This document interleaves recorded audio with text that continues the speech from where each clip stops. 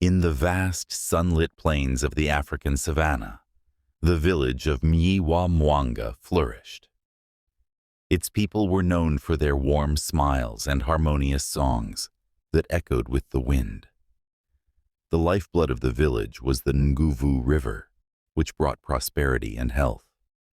Yet beyond the river, hidden by an almost impenetrable canopy of twisted trees, lay the shadow forest, a place feared by all. Tales whispered of ancient spirits that guarded its secrets, punishing those who dared trespass. A sudden stillness overtook the village when Amani, the kind-hearted sister of the skilled young hunter, Zuberi, fell ill. Her laughter, once the music of the village, was replaced with weak, ragged breaths. The village healers mixed their strongest potions and chanted their most potent spells, but nothing worked. The elders exchanged worried glances, murmuring of a rare flower deep within the shadow forest that could cure any ailment. But it was a flower protected by spirits, and none who ventured into the forest had ever returned. Under the eerie glow of a blood-red moon, Zuberi stood at the edge of the forest. His heart pounded, each beat a painful reminder of the stories he'd heard. Yet, the image of Amani's fragile form pushed his fear aside.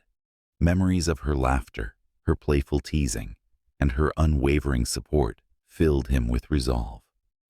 "I must do this for Amani," he whispered, stepping into the dark embrace of the forest. With every step, shadows seemed to shift, watching and waiting. The forest was alive, but not with the familiar sounds of birds or the rustle of small animals. Instead, Zuberi was enveloped by a chorus of whispers that made the hair on his neck stand up. Shapes flitted at the edges of his vision, and the air felt heavy, as if it bore the weight of unseen eyes. He pressed on, determined, even as the trees closed around him like a prison. A chill ran down his spine when he saw footprints that weren't his own, vanishing into the darkness ahead. Zuberi pushed through a thicket and stumbled into a clearing. In the center stood a stone altar, cracked with age, vines wrapping around it like the fingers of a giant hand. Atop it rested an ancient mask, its surface carved with grimacing faces. Zuberi's breath caught in his throat as he remembered Mama Tatu's warning. The mask holds the spirit of Mwenye Giza. To touch it is to risk your soul. But before he could turn back, a familiar voice echoed through the clearing. "Help me, Zuberi. Please." It was Amani. The whispers grew louder, and the shadows in the clearing began to move. Zuberi's eyes widened as they formed a figure with hollow, glowing eyes that stared straight through him. Mwenye Giza spoke, its voice like the slither of snakes. "You come seeking life, yet you will only find death. To save her, you must give yourself."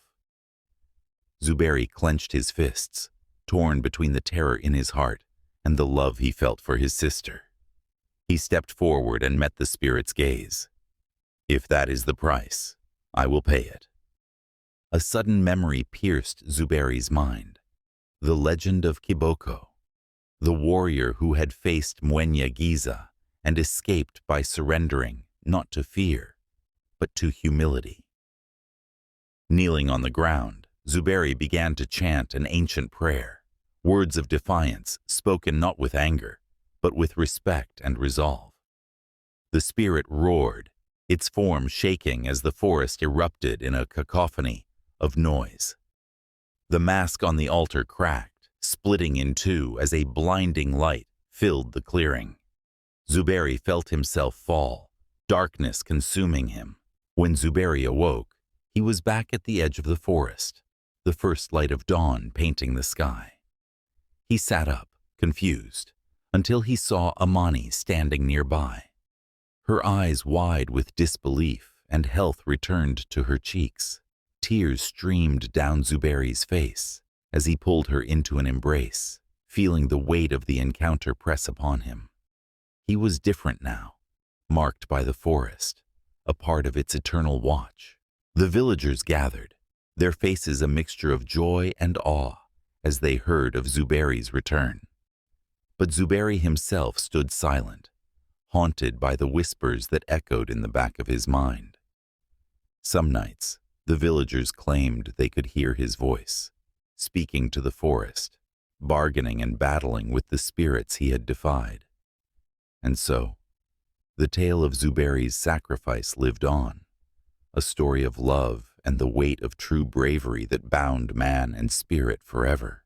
And so, the legend of Zuberi's sacrifice lives on, a tale that reminds us of the power of love, courage, and the unseen battles we fight for those we hold dear.